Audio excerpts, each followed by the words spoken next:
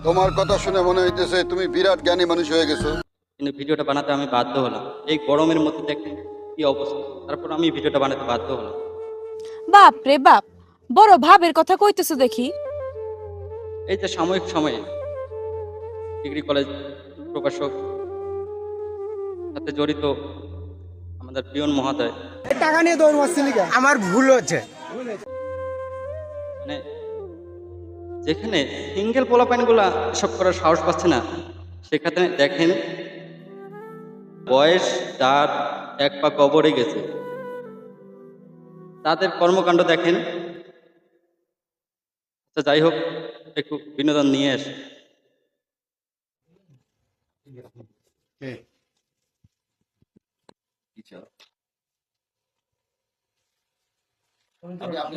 আপনার নাম কি?